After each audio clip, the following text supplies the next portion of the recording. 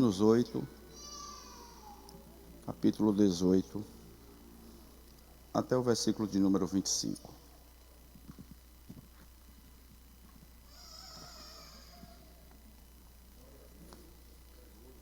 Todos encontraram? Glória a Deus. Isto é a nossa leitura bíblica em classe, tá?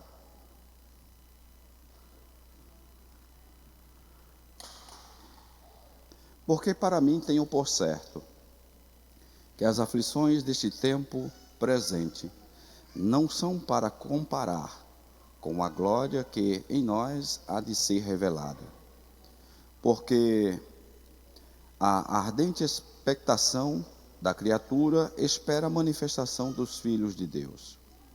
Porque a criação ficou sujeita à vaidade, não por sua vontade, mas por causa do que a sujeitou, na esperança de que também a mesma criatura será libertada da servidão da corrupção para a liberdade da glória dos filhos de Deus. Porque sabemos que toda a criação geme e está juntamente com dores de parto até agora. E não só ela, mas nós mesmos, que temos as primícias do Espírito, também gememos em nós mesmos, esperando a adoção, a saber, a redenção do nosso corpo. Porque a esperança, somos salvos. Ora, a esperança que se vê não é esperança. Porque o que alguém vê, como esperará? Mas, se esperamos o que não vemos, com paciência o esperamos. Amém? Glória seja dada ao nome de Jesus, para todo sempre. Irmãos, nós vamos estudar hoje a lição de número 12. E esta lição tem por título a Bendita Esperança, a marca do cristão. Semana passada nós estudamos sobre o inferno, E perguntamos aqui, quem tem dúvida do inferno? Tem alguém que tem dúvida do inferno, que ele existe? Na realidade, o inferno existe. E assim também como a esperança em que temos em Cristo Jesus para um dia gozarmos daquilo que Ele prometeu, daquilo que Ele nos deu como esperança. E nos trouxe esta promessa para cada um de nós, para toda a sua igreja. Nosso textuário vai falar sobre Tito capítulo 2 e versículo 13, que diz assim: aguardando a bem-aventurada esperança e o aparecimento da glória de Deus, da glória do grande Deus e nosso Senhor Jesus Cristo. E a verdade prática diz: a esperança cristã é a âncora que mantém a alma do crente firme diante dos dissabores em nossa jornada de fé. Contudo, nós temos uma expectativa e uma esperança, na qual nós iremos estudar nesta manhã e falar sobre ela, mostrando a cada um de nós que a esperança em que nós cremos, ela não morre, ela continua de pé. A promessa que recebemos, ela continua de pé para todos nós. Foi uma promessa feita pelo próprio Jesus e a sua palavra diz que Ele é fiel para cumprir todas as suas promessas. E essa promessa foi feita. E essa promessa nos trouxe uma esperança. Jesus, quando o assunto aos céus, ele disse que iria para o Pai, deixaria um Consolador, mas ele disse que quando voltasse, ele viria buscar a igreja, para que onde ele estivesse, nós também estejamos com ele também. Então, isso é muito profundo para cada um de nós. Apesar de que no século em que nós estamos vivendo e na pós-modernidade em que estamos, nós, alguns, eu vou colocar assim, têm uma dificuldade de pensar nos céus. Algum tempo atrás, ou alguns anos atrás, nós pensávamos mais facilmente no céu. Nós tínhamos essa esperança mais ardente no nosso coração. Nós tínhamos esta promessa, de fato, ardente na nossa vida. E essa promessa, exatamente, como já disse, foi feita por alguém que não mente. Por alguém que não vai estar contando historinhas por aí, para tentar alegrar um ou outro. Mas é uma promessa do próprio Jesus. E se nós crermos na Bíblia Sagrada, nós vamos compreender que um dia ele virá para buscar a sua igreja. Um dia ele virá para buscar a sua igreja. Por isso nós precisamos crer. E com tudo isto, precisamos voltar a colocar em prática essa promessa em nosso coração. E pensarmos mais nos céus e entender que nós iremos um dia morar no céu. Vamos lá. A nossa introdução, você pode acompanhar aí pela sua revista. A nossa introdução vai nos falar da esperança cristã. É um elemento da fé que move o crente a preservar na carreira que lhe foi proposta pelo nosso Salvador. Ela aponta para um futuro em que o desfecho divino se revelará fielmente. Essa esperança traz uma expectativa de vigilância para não sermos apanhados de surpresa e, ao mesmo tempo, uma perspectiva de alegria, de consolo diante de todo o sofrimento que padecemos neste mundo. Finalmente, essa esperança é uma âncora da nossa alma. Ela nos traz firmeza, solidez em tempos de grandes incertezas. É o que eu acabara de falar para vocês. O que nós estamos precisando nesses dias, ou nesses últimos dias, vamos colocar assim como alguns falam, é exatamente colocar em prática essa promessa em nossa mente, em nosso coração. Colocar em prática aquilo que o Senhor prometeu para nós. Se você parar um pouquinho para observar, diante de tantas as dificuldades que nós estamos vivendo, de tanto os problemas que nós vivemos, pouco pensamos no céu durante o dia. Falamos muito em Deus, mas só na hora da necessidade.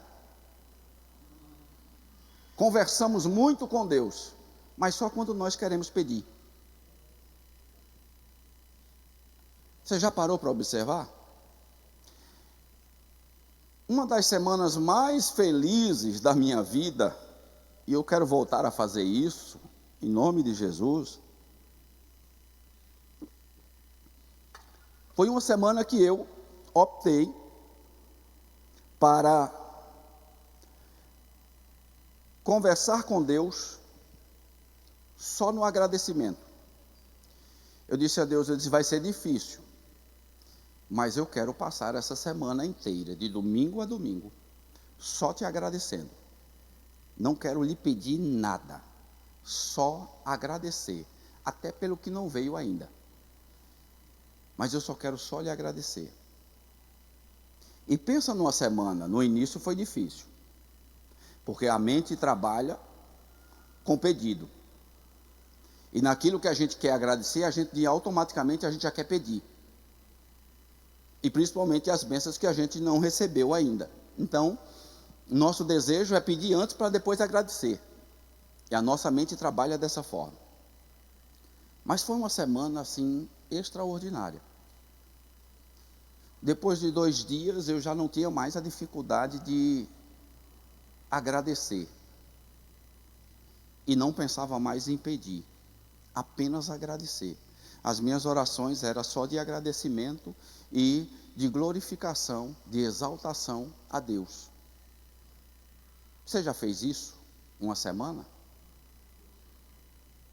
Não é fácil, eu digo a vocês, não é fácil. Mas para mim foi uma das melhores semanas, parecia que Deus estava tão perto. Mas o interessante é que a nossa mente trabalha no sentido contrário. E alguns biblicistas, alguns teólogos mais aguçados, dizem que a excelência começa pela mente. E é uma realidade. Quando a gente vai para Romanos 2, versículo 2, que fala da fé, ele vai dizer que a fé é o firme fundamento.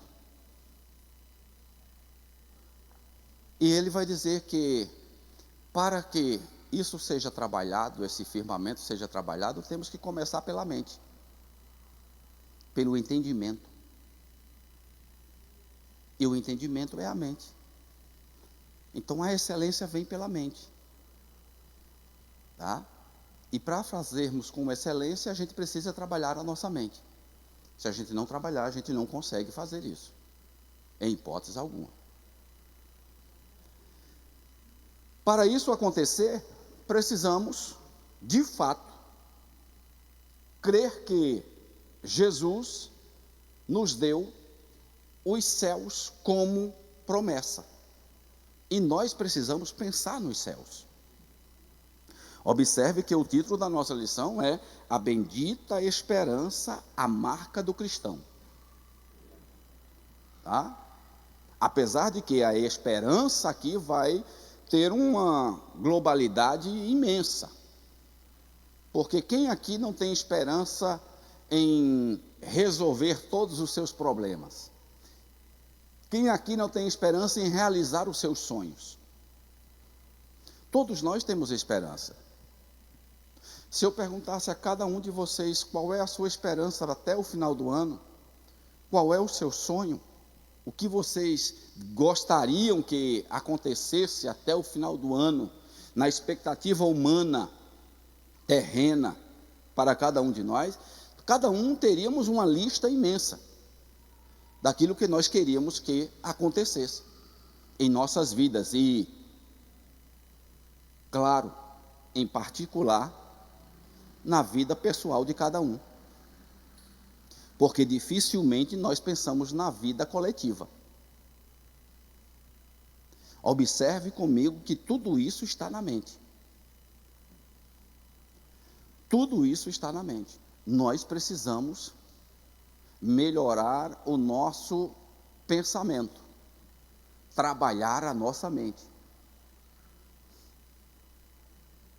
Quando eu disse que há muitos anos atrás, e muitos anos mesmo, né, vamos voltar na linha do tempo aí, 30 anos atrás, e aí alguém pode dizer, mas eu não era nem nascido ainda, pastor. Né? Mas, vamos lá.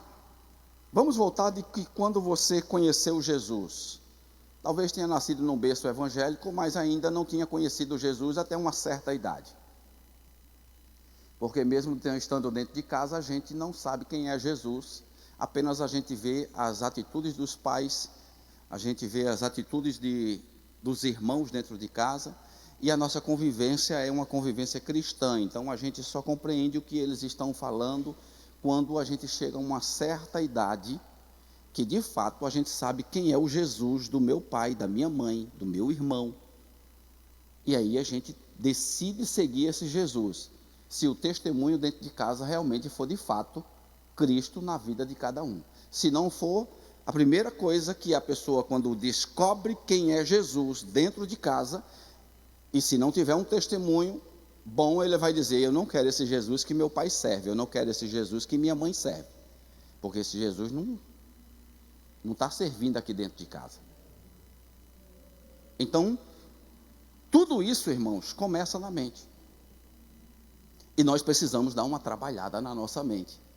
Para termos a nossa redenção, ou a bendita esperança, nós precisamos pensar nos céus. Nós estamos tão atraídos com as coisas terrenas que a gente mal pensa no céu.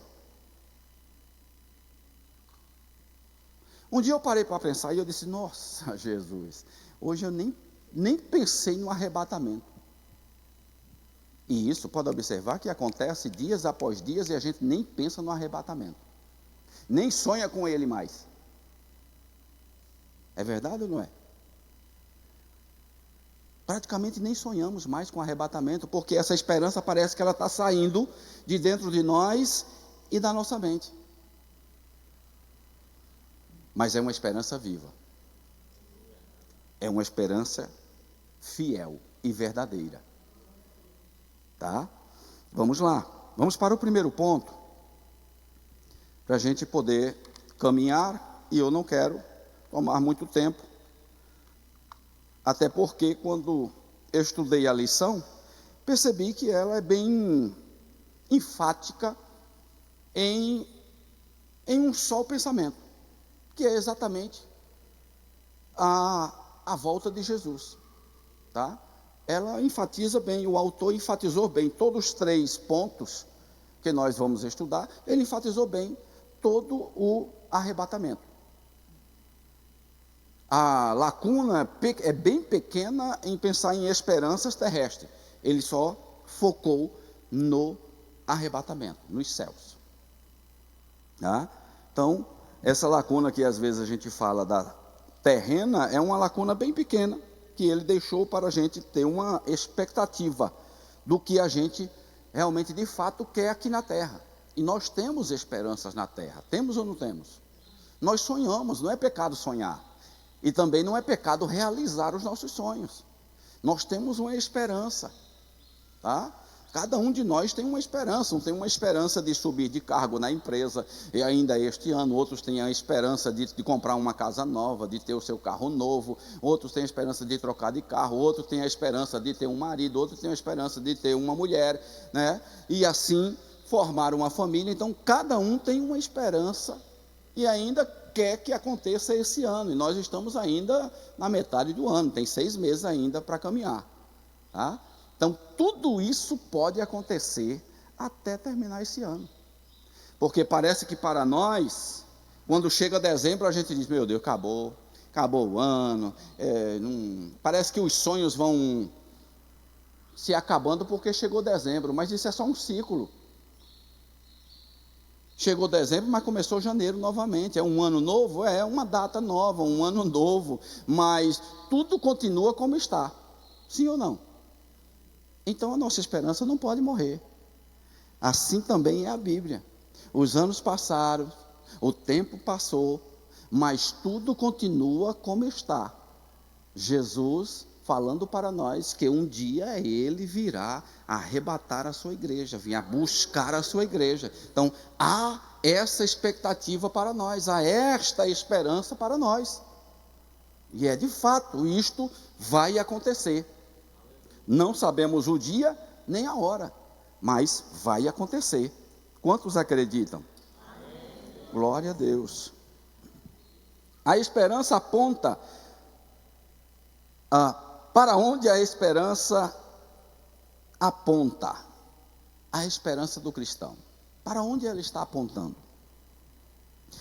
De acordo com o Novo Testamento, a esperança é uma expectativa favorável e confiável que se fundamenta ao que não se vê. Você pode ir lá para Romanos, que você vai observar. Nós vamos falar muito de Romanos aqui, tá? Que é um dos livros que mais falam, sim, da esperança. Então, a esperança se fundamenta ao que não se vê, ao futuro. Romanos 8, 24, 25, você pode estar anotando aí. Neste caso, ela pode antecipar aquilo que é bom. Aí nós vamos parar aqui e vamos compreender Romanos 8, 24. Romanos 8, 24, apenas este versículo vai falar de 3 situações dentro deste versículo, que é a esperança, vai falar sobre a certeza da esperança e vai falar também sobre a paciência que nós temos. Aí vamos colocar o contrário, nós temos que ter paciência, temos que ter certeza e temos que ter esperança. Dentro deste versículo, vai enfatizar que somos salvos pela esperança. Isto significa que a nossa fé nos dá confiança numa salvação futura. Ainda, e não em algo que possamos compreender plenamente no presente, ou seja, essa é a nossa esperança. Ainda no mesmo versículo vai falar sobre a certeza, que se diferencia entre a esperança e a certeza. Se você já consegue ver alguma coisa, não é realmente esperança. A verdadeira esperança envolve confiar em algo invisível, mas prometido. Eu acho interessante quando as pessoas dizem assim, eu já consigo ver a minha bênção lá na frente.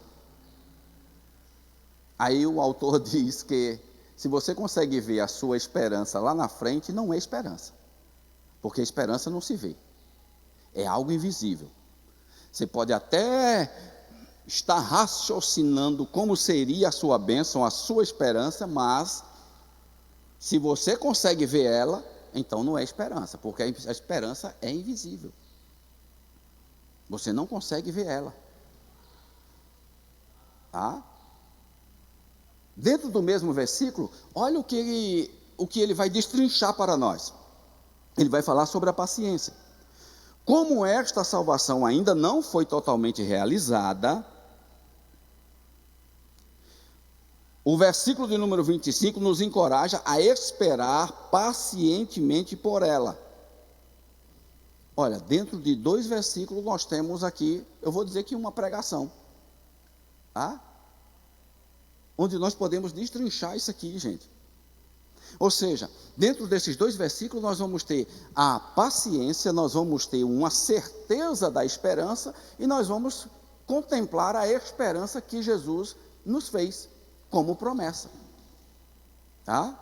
Mas vamos lá, vamos para a revista. Nesse caso, ela pode antecipar aquilo que é bom. Tito capítulo 1, versículo 2 e 1 Pedro capítulo 1, versículo 21.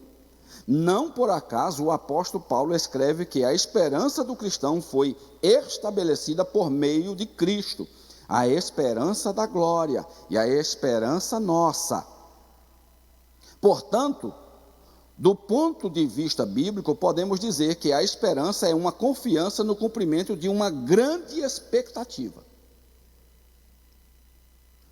A esperança nas cartas do apóstolo Paulo. O assunto da esperança cristã está bem presente nas cartas apostólicas de Paulo. Nelas, percebemos a esperança na ressurreição dos mortos, em Cristo Jesus, a esperança do cumprimento da promessa, a esperança da justiça, a esperança do evangelho, a esperança do arrebatamento da igreja, a esperança da vocação, a esperança da vida eterna e, finalmente, a esperança do aparecimento da glória de Deus e do Senhor Jesus Cristo. Então, tudo isso é esperança para nós, E tudo isso está acontecendo em nosso meio. Mesmo que eu e você, por muitas das vezes, e vou dizer todas as vezes, nós não estamos vendo a esperança, mas ela está acontecendo. A esperança está acontecendo por meio da justiça de Deus. A esperança está acontecendo por meio da esperança do Evangelho, por meio do arrebatamento, que isso vai acontecer conosco, por meio de uma vocação, por meio da vida eterna. Então, tudo isto está acontecendo em nossa volta.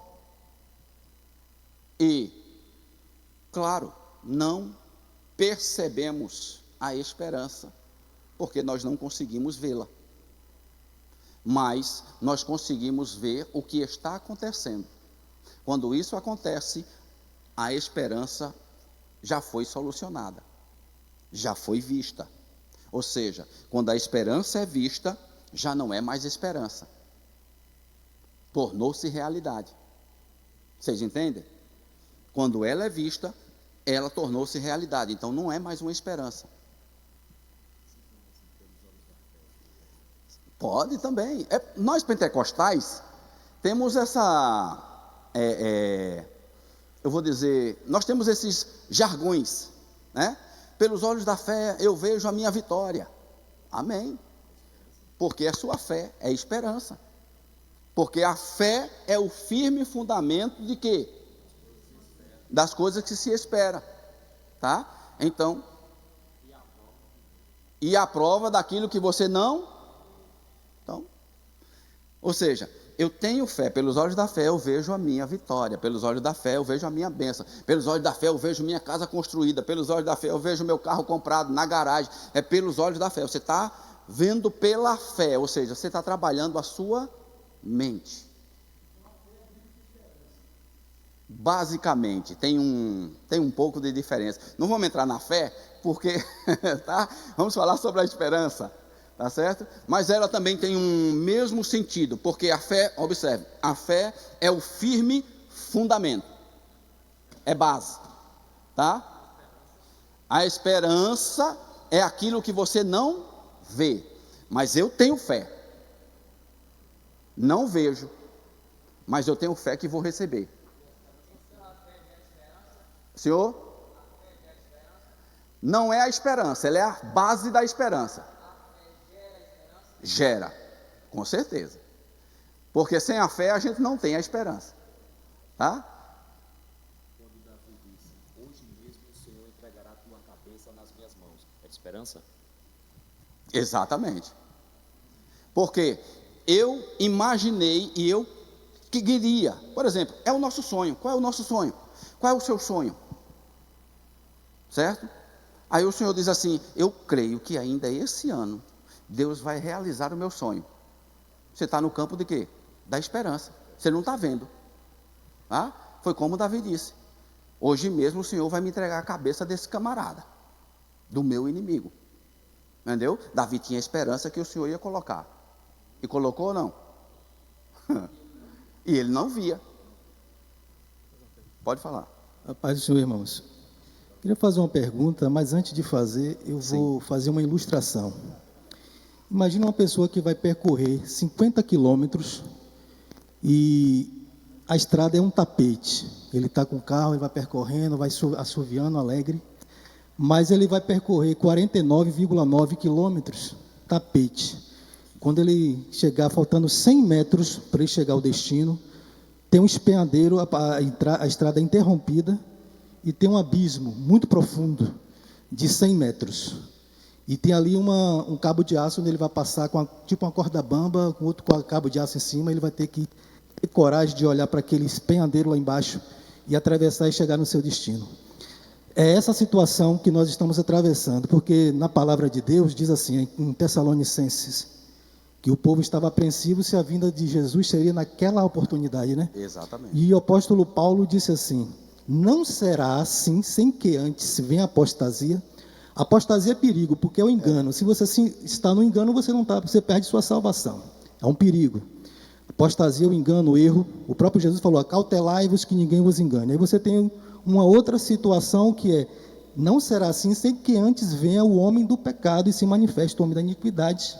Exato. Que é aquele que se opõe a Deus e vai implantar um regime totalitário que vai te obrigar a adorar ele, senão você vai ter umas restrições de toda a ordem. Você não acha que nessa analogia que eu fiz aqui, essa ilustração que eu fiz, não é mais ou menos isso?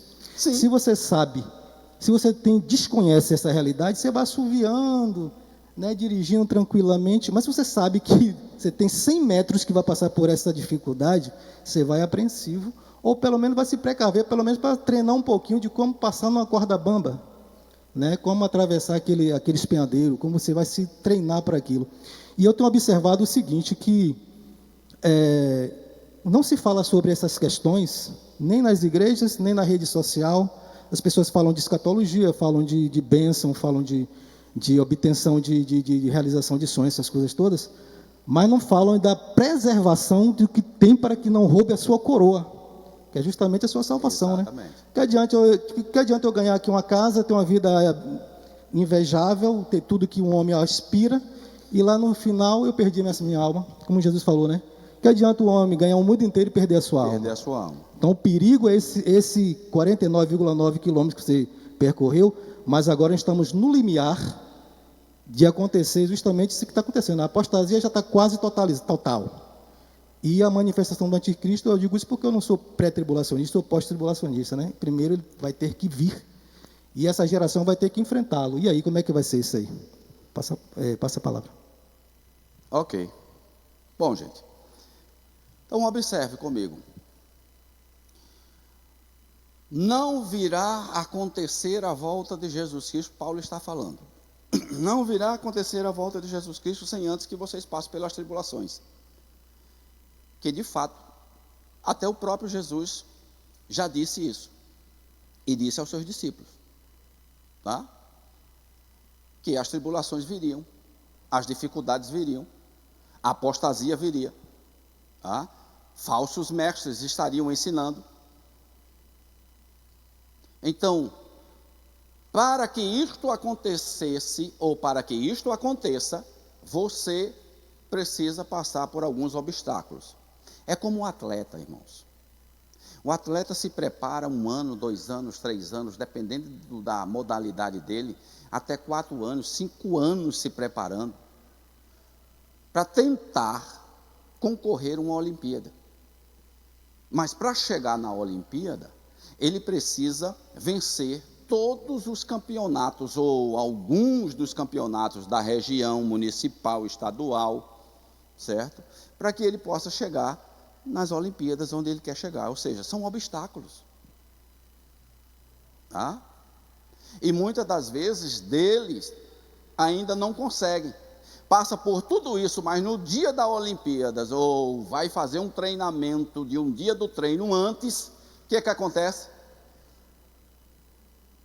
Tem um buraco de 100 metros na frente dele e ele não percebe. Ele torce o pé,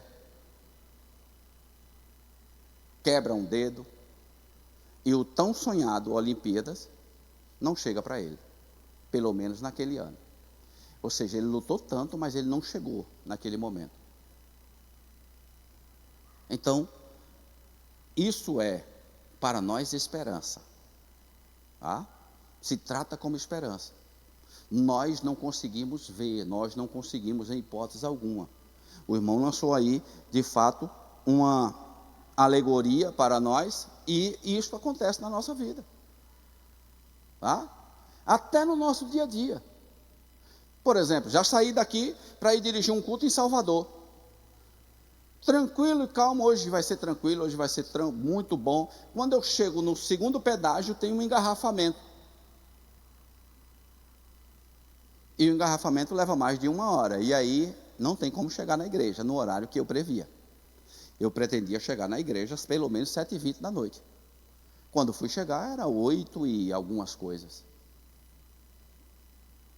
Você preveu? Você sabia? Não. Mas qual era a minha esperança? Era chegar no horário certo. Mas apareceu alguma coisa no caminho que impediu de chegar no horário que eu queria. Tá?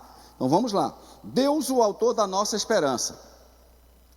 Essa esperança é uma consequência do novo nascimento de Cristo. De modo que esse processo envolve uma obra plenamente sobrenatural e espiritual. 1 Pedro, capítulo 1, versículo 23. Por isso, Deus é o autor da nossa esperança, conforme o apóstolo Paulo mostra em sua carta, em Romanos, capítulo 15, versículo 13. Logo, por meio dessa viva esperança, estamos prontos para suportar perseverantemente todos os dissabores ao longo da nossa jornada aos céus. Está aí o que o irmão está falando, tá? Então, vai acontecer tudo isso. Paulo está dizendo, olha, gente, para a gente desfrutar de tudo isto, da nossa jornada até entrar no céu, vai existir muitos dissabores na nossa vida. Vai existir muita luta, tá? Vai existir muitas situações em que nós não gostaríamos de estar. Ora, a nossa fé tem sido provada pela história por meio das perseguições cruéis e muitos outros desafios que sempre nos tentaram. Entretanto, a igreja de Cristo nunca sucumbiu a eles, sempre prosperou e floresceu por causa de uma esperança gloriosa que nunca puderam tirar de nós, a confiança na vida eterna em Deus. Eu pensei que vocês iam dar um glória. Mas eu sei que vocês estão focados na lição, tá? Mas, gente, observe. Tem alguma coisa que possa tirar você dessa esperança? Se você estiver focado nela? Tem alguma coisa? Não, vamos lá, no nosso cotidiano, você tem a sua esperança, tá? Você tem os seus sonhos. E você diz, eu vou bater a minha meta, eu vou realizar o meu sonho. Naquele momento em que você está falando, isso é fé. Naquele momento em que você está falando e afirmando, eu vou bater a minha meta esse ano, eu vou fazer e realizar isso, isso e isso para mim, para conquistar assim, assim, assim. Tem alguma coisa na sua mente que vai impedir você de realizar o desejo? Naquele momento? Sim ou não? Naquele momento não tem, não é verdade? Nós recebemos uma promessa. De quem foi a promessa? De Jesus. Ele disse, eu vou para o céu e mais um dia eu retornarei do céu e venho para buscar vocês. Eu estou simplificando, tá? Para não estar lendo todo o versículo e todo o texto. Vou para o céu, mas um dia eu venho para buscar vocês. Quando eu vier, tá certo? Deixa um consolador aqui com vocês, o Espírito Santo, ele vai estar com vocês todos os dias, mas um dia eu voltarei e eu quero levar vocês para morar onde eu estou morando. Essa foi a promessa e a maior promessa. E nós só estamos aqui por causa dessa promessa. Sim ou não? Só estamos aqui por causa dessa promessa. Senão nós não estaríamos aqui. Dizer que o mundo é ruim, dizer que o mundo não presta, isso é conversa. Tá? Porque se o pecado fosse ruim, ninguém pecava. Não é verdade? O pecado se transforma sendo bom. Porém, o ruim é as consequências dele. Exatamente, tá? Então veja só, como nós, tendo este foco e esta promessa de alguém que é fiel para cumprir, nós sabemos que ele cumpre, porque ele já cumpriu alguma coisa na sua vida, cumpriu ou não?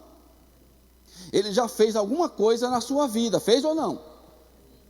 Então, se ele cumpriu, ele é fiel ou não para cumprir o que ele prometeu de vir buscar a sua igreja? Então, nós só estamos aqui por causa dessa bendita esperança. Só estamos aqui por causa dela.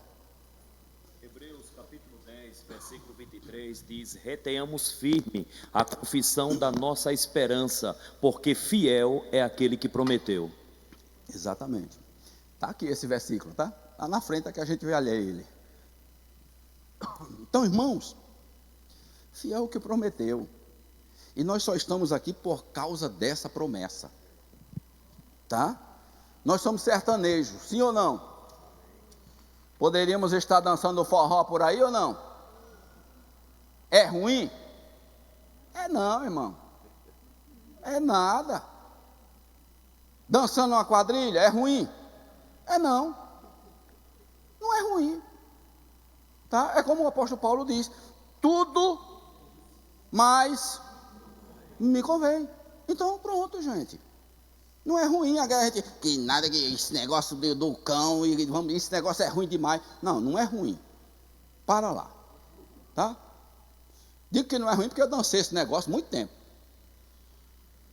entendeu? Dancei quadrilha, não é ruim, irmão, tá?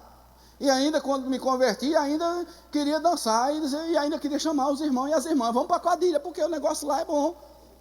Para nós não tem nada de errado, tá? Mas quando a gente aprende que a gente não precisa realizar ou fazer tudo isto que nós fazíamos, porque o foco agora é outro, e a gente entende que o que nós fazíamos era errado, e a gente passa a pensar em um futuro mais glorioso, ou seja, nós deixamos o mundo, tá? Deixamos aquilo que nós achávamos que era bom, que era divertido, que era gostoso, que era bom de estar, para estar em algo muito mais superior ao que nós tínhamos. Tá? Eu não nasci num berço evangélico. Meu pai nunca foi evangélico. Só estendeu as mãos no dia da morte. Segundo minha mãe, que eu também não vi. Mas minha mãe disse, então eu acredito nela. Que ele aceitou Jesus, então eu acredito. E acredito que eu quero ver ele lá. Tá? Tem 30 anos que isso aconteceu. Mas, gente, essa é a minha esperança, ver meu pai lá no céu. Porque minha mãe disse que ele aceitou Jesus antes da morte. Então, mas meu pai passou a vida inteira tomando cachaça o tempo inteiro. Meu pai era um alcoólatra. Tá? Não nasci num berço evangélico. Minha mãe não era crente. Eu que aceitei Jesus na época, quando ainda criança, 10 anos de idade. Fui para uma igreja e aí, na influência dos outros, vou dizer assim, aceitei Jesus. Foi passando o tempo, com 15 anos, saí de novo da igreja. Mas minha mãe ficou, por causa de mim, que ela ia me acompanhando, e ela acabou ficando dentro da igreja, e até hoje é crente. Tá? E aí, com isso, o que acontece? Saí, fui para o mundão, aí eu digo, agora eu vou fazer o que eu não fazia, que eu não tinha direito de fazer, agora eu vou fazer. E aí vou embora. E aí dizer que era ruim? Não. De forma alguma. Mas aí eu vi que a coroa da vida é muito melhor do que aquilo que eu fazia. Aí eu percebi que morar no céu é muito melhor do que morar na terra. Então essa é a nossa esperança, irmão. Todos nós estamos aqui por causa dessa esperança. Se Jesus tivesse dito, eu vou, mas aí eu vou ver, viu? Se der certo eu volto. Você estava aqui? Não, então deixa ele resolver lá. Quando ele resolver, aí eu também volto lá para a igreja e eu vou ver o dia que ele volta e a gente volta junto. 1 Coríntios, capítulo 15, versículo 19, diz que se esperarmos em Deus, somente aqui nesta vida, somos os mais miseráveis dentre todos os homens. A nossa esperança está no porvir. Exatamente. Tá? Então, gente, a esperança é Jesus Cristo na nossa vida. A esperança é Ele. Por isso que nós estamos hoje nessa escola bíblica esperando Ele voltar. Os céus podem se rasgar daqui a pouco e todos nós subirmos. E isso para nós é a maior alegria. Aí alguém pode dizer, pastor, e a faculdade? Faculdade fica aí. Quer continuar na faculdade? Diga, Jesus, espera aí, na segunda vinda eu espero o Senhor de novo. Tá? Mas não. Nós estamos fazendo tudo conforme nós desejamos, como terrenos, como homens. Devemos construir, pastor? Temos que construir. Construa, tá? Compre, venda, faça o seu território dentro dessa terra, tá? Seja próspero, caminhe, faça o que você realmente deseja fazer dentro dos padrões da Bíblia, faz mesmo. Eu quero alma, Jesus, vai ganhar alma, tá? Não fica aqui dentro da igreja, não. Vem para cá, aprende, mas quando sair daqui, almas. É minha sede, pastor, é ganhar almas. Então corre atrás de almas, tá? Corre atrás de almas. Faz o que realmente você deseja fazer. Qual é a sua esperança? Qual é o seu desejo? Realiza o seu desejo. Como cristão, vai realizar o seu desejo, vai fazer as coisas caminhar nessa terra, mas contudo, tendo a esperança de que a bendita esperança virá um dia para nós, tá? Vamos lá, a esperança, vamos entrar na 2, né? Vamos isso. A perspectiva escatológica da esperança cristã. A Bíblia focaliza o futuro. A história da criação se inicia com Deus. O primeiro livro da Bíblia, Gênesis, nos revela isso. Infelizmente, ao se desdobrar os acontecimentos do início de Gênesis, o pecado provou desarmonia na criação. Entretanto, Deus age para que tudo volte a ser perfeito, equilibrado e harmonioso. Isso que o apóstolo Paulo revela a partir da menção que faz a abrangência cósmica da morte de Cristo, de Jesus Cristo. Essa promessa originou-se no Éden, com o descendente da mulher, e se revela hoje por meio de Cristo como fio condutor das Sagradas Escrituras. Bem, isso aqui vocês já conhecem, tá? Tudo isso começou no Éden, promessa de Cristo no Éden. Quando o homem chega a cair, o próprio Deus chega a falar com a mulher, com Adão, com Eva, tá? E diz que da semente da mulher nascerá um que esmagará a cabeça da serpente, tá? Então tudo isso já aconteceu, certo?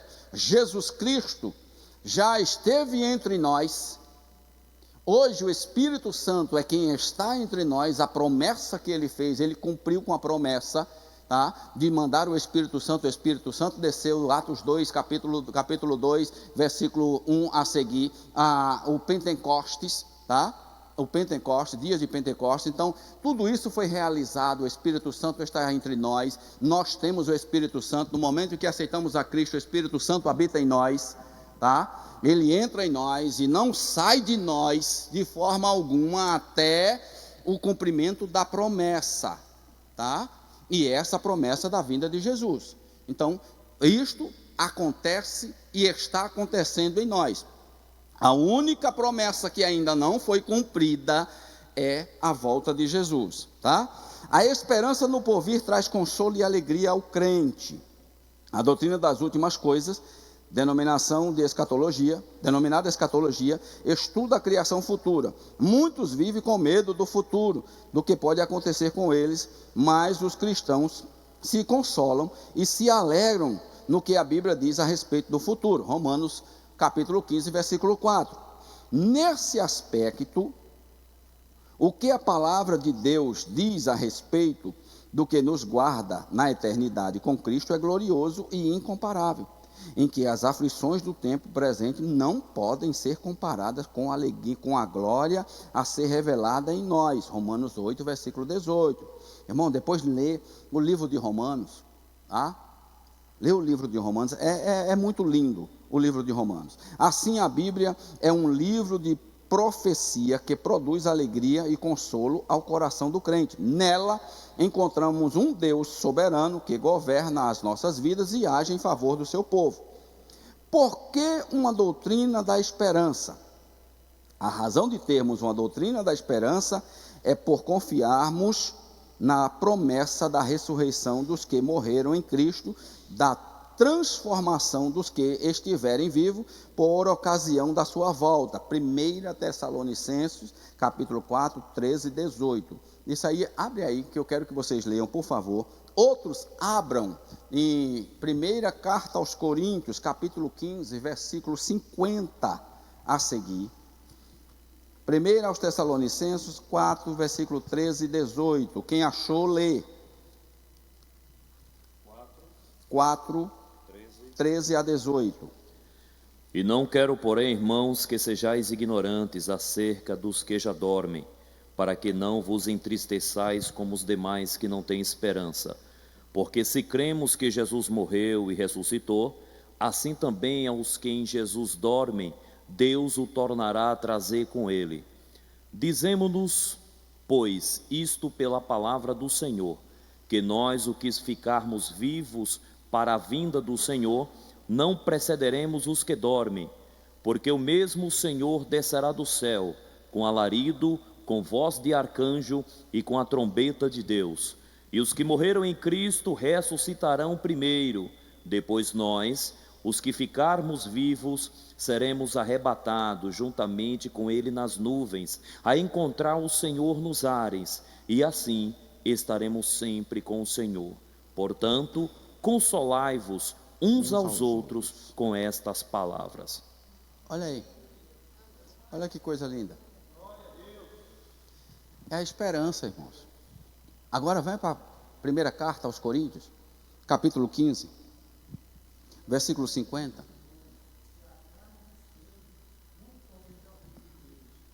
E a corrupção herdar a incorrupção. Eis que vos digo um mistério. Na verdade, nem todos dormiremos, mas todos seremos transformados.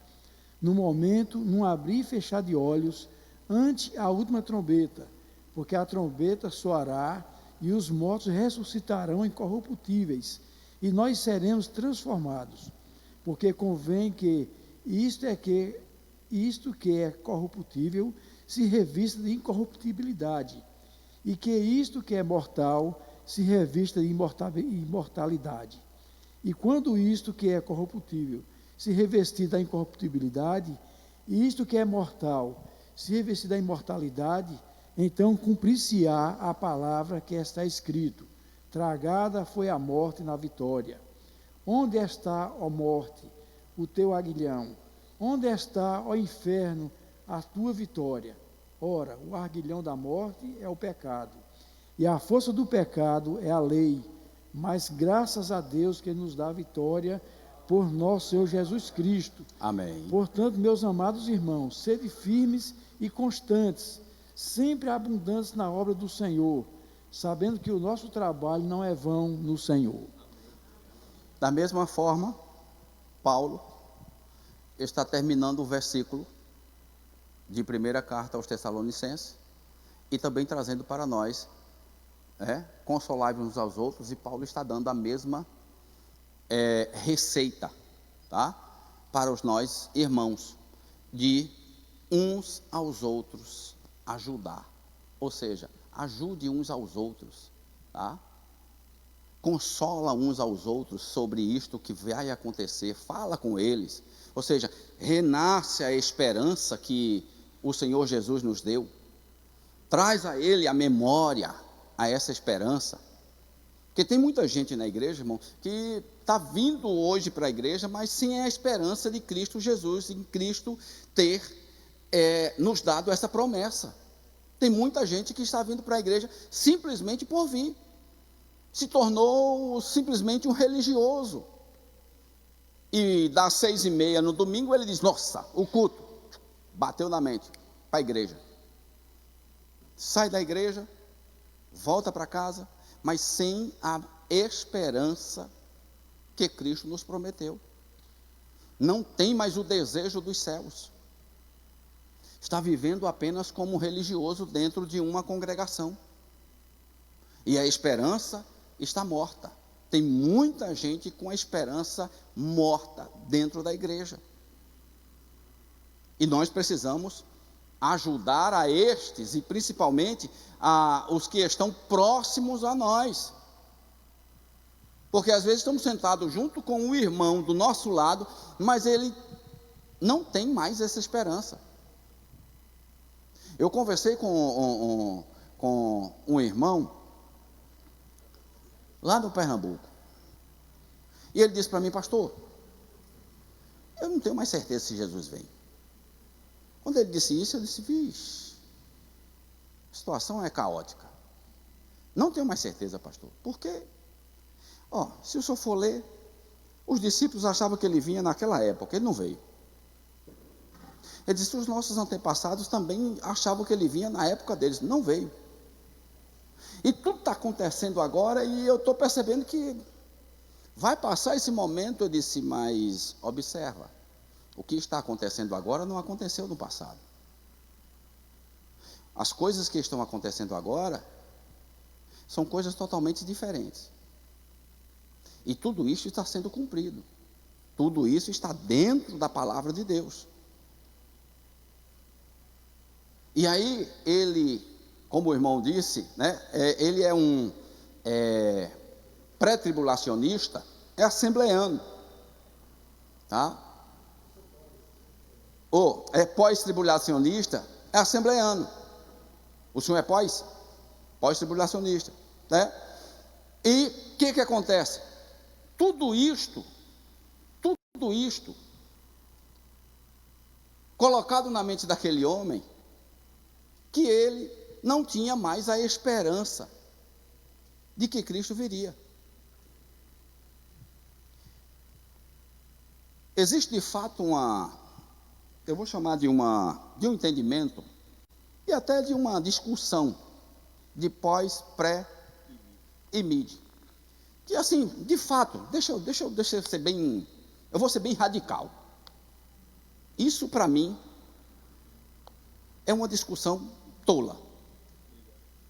Isso para mim é uma discussão tola. Ser bem radical nisso, bem radical. Não vamos discutir quem é pós, quem é pré, Só discutir que um dia ele vem.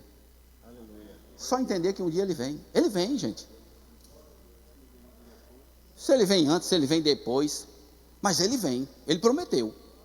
E essa é a minha esperança, que ele venha. Estamos passando por momentos difíceis ou não estamos? Amém. Por guerra ou não estamos? Por lutas ou não estamos? Se a gente for deparar de acordo com a Bíblia, a gente está aí chegando ao início do início das dores. E para alguns já passou. Tá? Pode falar, meu pastor. Paz, Senhor, irmãos. Como o senhor já falou, muitas vezes a gente vem para a igreja, a gente cultua e tal, mas o foco, muitas vezes, a gente vai se afastando, que é dessa esperança, e essa esperança que nos fala, a esperança da volta de Cristo, a esperança da nossa salvação. Muitas vezes a gente vai esquecendo, e o que menos a gente pensa é na salvação. E muitos desistem do caminho porque, na sua grande maioria, e muita gente não vem para a igreja porque quer ir para o céu, vem para a igreja por outros motivos. Exato. Permanece perseverando nesses motivos, e quando não acontece essas expectativas, as pessoas saem do caminho, se afastam do caminho, porque o foco da gente é para estar nessa esperança aqui, do porvir. E muitas vezes nós estamos agarrados em soluções imediatas, em esperanças imediatas, e esperança que nós precisamos para esse momento aqui na Terra. Na década de 90, não sei se vocês lembram, alguns vão lembrar, tem mais ou menos a minha idade, mas na década de 90, entre final de 80, da década de 80, ao início da década de 90, o que mais se falava na igreja? Arrebatamento, não era? Arrebatamento da igreja. Por isso que a nossa esperança estava a todo vapor. Mas nós chegamos na década do século 21, gente. O que se mais se fala na igreja? É o que, irmão?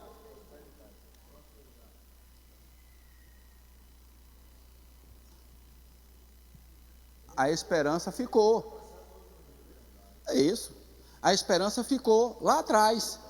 O que está valendo hoje é prosperidade. Ou seja, você vai crescer.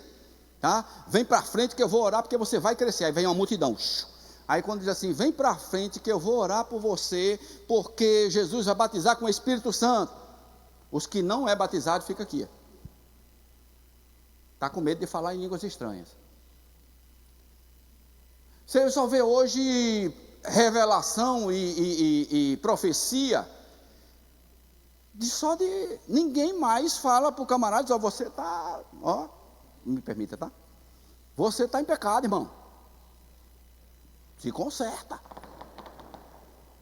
Mas hoje é só revelação de coisa boa. Tem coisa boa para você, está chegando aí. O anjo está passando, o anjo está pulando aqui na sua frente. Tem coisa boa aí para você. Olha a bênção, olha a chave. Entendeu? Ô, irmão. Deixa eu já chegar aí. 2 Pedro, capítulo 3, a partir do versículo número 8, diz assim: irmãos, esse é bom que ele só vai na Bíblia, viu? Não ignoreis uma coisa: um dia para o Senhor é como 1000 anos, e 1000 anos como um dia. O Senhor não retarda a sua promessa, ainda que alguns a tenha por tardia. Antes é longânimo para convosco, não querendo que nenhuma alma se perca, mas que todos sejam salvos. Aleluia. Chega lá, irmão Aremar. Enquanto o senhor chega lá, deixa eu ver aqui. A esperança cristã como âncora da alma. Nossa esperança como âncora. Podemos descrever a âncora como uma pesada peça de ferro, presa a uma corrente grossa e lançada no fundo do mar. Isso com o propósito de parar o navio.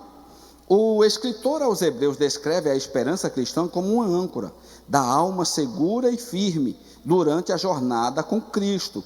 Ela representa tudo que sustenta e estabiliza a alma do crente em tempos de incertezas.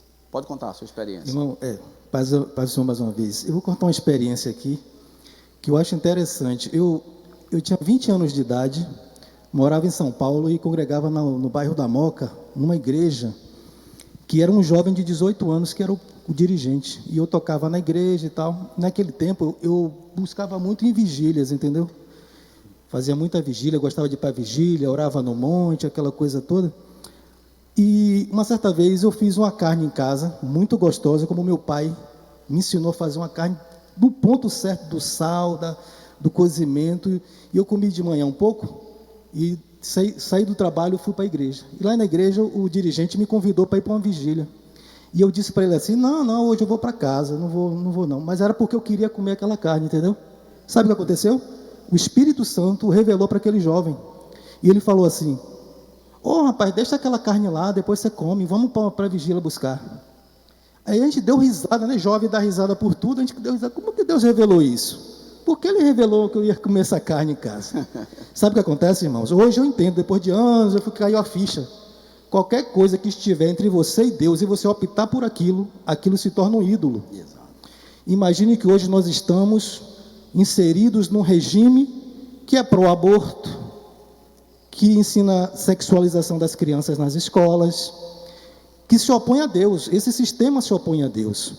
E esse sistema, ele vai controlar a tua moeda. Isso você só vai comprar ou vender se você obedecer e se dobrar a este sistema. Se Deus, o Espírito Santo revelou, só porque eu tinha um desejo de comer uma carne, e optei por comer aquela carne, e não ir buscar. Só que naquela noite eu optei por ir buscar e fui no monte, e recebi uma bênção lá no monte. Amém. Imagine que só por um desejo de comer uma carne, o Espírito Santo me revelou. Imagine quando o sistema que se opõe a Deus disser assim: você só vai ter acesso a isso aqui, comprar e vender, se você se curvar esse sistema que é pró-aborto, que sexualiza as crianças nas escolas, que se opõe a Deus e que vai implantar um regime totalitário. Que se você não se curvar isso aqui, ele vai te perseguir, vai te tolir, vai congelar os teus ativos na tua carteira digital. Como é que vai ser? Pela coerção, né? Então, visando o meu próprio interesse, eu vou fazer um jeitinho de servir a Deus, de faz de conta e ao mesmo tempo me curvar diante de um sistema que se opõe a Deus. Então, o que me dá reflexão é isso. Se um desejo de comer uma carne, o Espírito Santo me revelou que eu tinha que optar primeiro por alimentar a minha alma, o meu espírito, e buscar ele, e deixar aquela carne para depois. Imagine a minha conta bancária, eu vou perder se eu não me curvar diante de um sistema que se opõe a Deus. E as pessoas não estão tratando disso, não estão tratando a nova ordem mundial, não estão tratando dessas agendas, e eu vejo que o que dito que as igrejas tratam ou deixam de tratar, falam ou deixam de falar, é a CPAD. Né? Eles não colocam esses temas na pauta, nem na rede social, nem nos templos, nem nada, e a gente está no limiar do dia D. Você vai optar por Deus ou pelo sistema? Porque um dia Pedro falou para o Sinédrio: olha, julgai varões e irmãos, se é melhor obedecer a Deus ou aos homens. eles disseram assim: vocês vão ser açoitados e deixem de falar desse Deus aí, desse Jesus aí. A gente vai ser confrontados agora para ou optar pela sua fé, pela pureza, pelos seus princípios cristãos, ou pela sua vida secular. A gente está no limiar disso. Vamos lá. A esperança cristã como âncora da alma. Tá? Isso aqui nós já lemos. Por que a esperança do crente é melhor? Essa esperança que traz certeza à alma do salvo não pode ser comparada com a esperança dos ímpios. O apóstolo Paulo afirma que sem Cristo não há esperança para o ser humano. Efésios capítulo 2, versículo de número 12. Dessa forma, trata-se de uma esperança vã. Por consequência, as diversas esperanças presentes na cultura humana.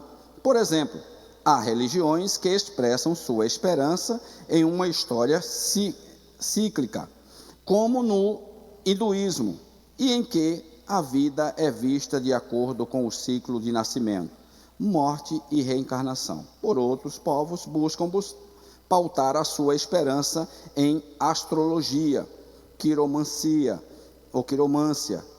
dentro de várias práticas pagãs que a Bíblia proíbe na política. Muitos fundamentam suas esperanças em ações evolucionárias que passam de ilusão. Em síntese, podemos dizer que toda a esperança fora de Cristo é vazia, sem sentido. Já a esperança em Cristo é segura, consoladora e com propósito. Mantendo firme a esperança, à luz do Novo Testamento, afirmamos que a segunda vinda de Cristo é o grande motivo para o crente permanecer firme e manter sua esperança, de modo que isso requer uma vida de pureza para desfrutar da promessa de ser como Jesus. Naqueles dias, os discípulos de Cristo entendiam que a sua vinda seria de maneira iminente, isto é, poderia acontecer a qualquer momento. Semelhantemente, devemos estar em prontidão, aguardando o dia em que o nosso Senhor arrebatará a sua igreja. Não sabemos o dia, nem a hora que o Senhor virá, mas a nossa parte é manter a esperança viva e firme. Amém? Viva e firme. Vamos para 1 João, capítulo de número 3, versículo 2 e 3.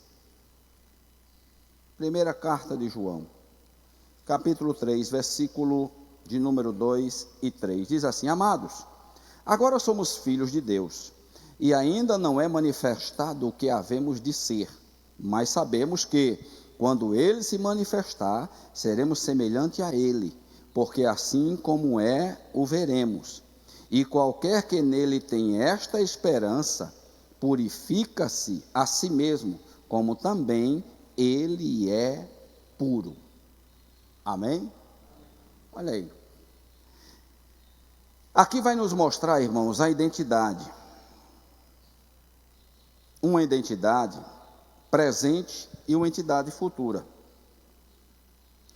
Nesse mesmo versículo, nós vamos ver uma transformação da promessa de Cristo.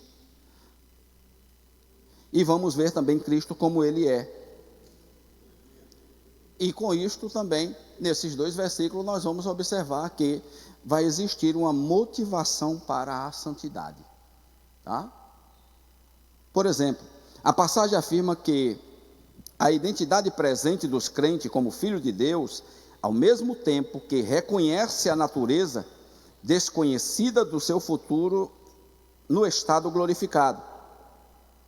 O versículo vai expressar a esperança de que, quando Cristo aparece, os crentes serão transformados para serem semelhantes a Ele, refletindo seu caráter, sua perfeição e sua santidade.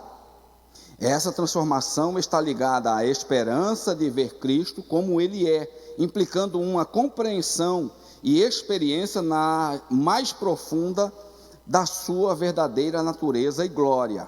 E para encerrar, a esperança de ser como Cristo serve como uma motivação poderosa para os crentes buscarem a santidade nas suas vidas presentes e esforçando-se para se purificarem, assim como ele é puro.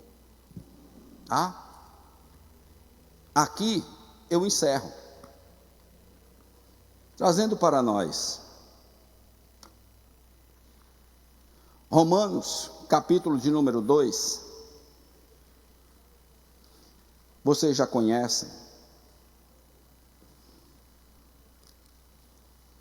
mas deixa eu passar para vocês, para que a gente possa entender um pouquinho mais,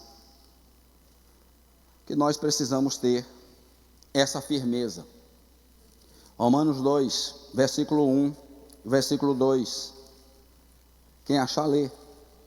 Portanto, és inexcusável, quando julgas, ó homem, quem quer que sejas, porque te condenas a ti mesmo naquilo em que julgas a outro, pois tu que julgas, fazes o mesmo.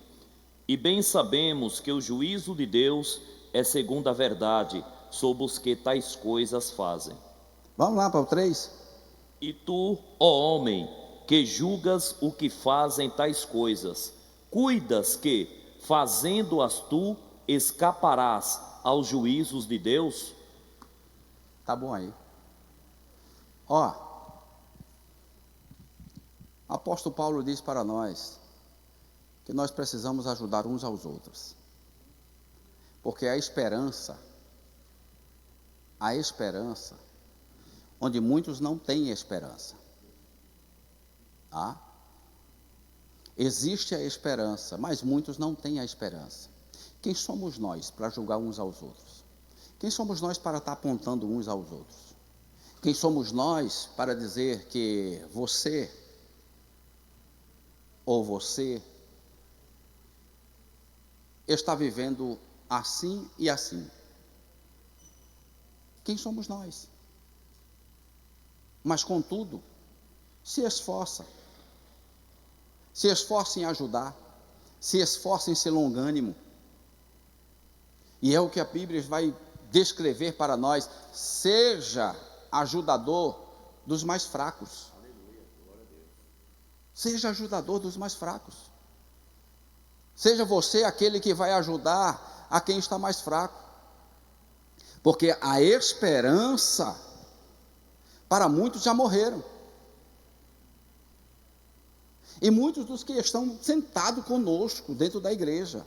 E eu não estou falando dos que estão fora, estou falando dos que estão dentro. A esperança para muitos já morreram. Mas essa esperança não foi dita por qualquer um. Essa esperança foi dada por quem é fiel para cumprir. Então nós temos a esperança, irmãos, de que um dia nós estaremos com Ele nos céus. Aí Paulo nos adverte. Agora tem uma coisa: quer ser parecido com Ele, se torne puro como Ele. Quer alcançar essa esperança, quer entrar nos céus, se torne parecido como Ele. Não se pareça apenas como o seu discipulador, como a quem você está tendo referência, mas seja parecido com Cristo. Porque se você for parecido com Cristo, você não vai errar o caminho. Se nós formos parecidos com Cristo, nós não vamos errar o caminho. Se nós tentarmos a cada momento nos transformarmos e nos purificarmos a ponto de ser puro igual a Ele, o caminho é certo, a entrada é certa, o bilhete está garantido.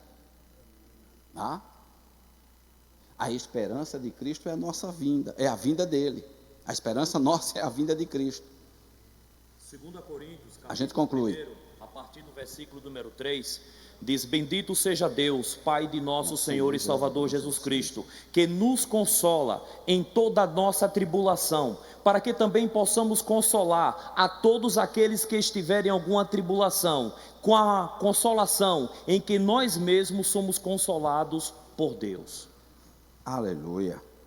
Queridos,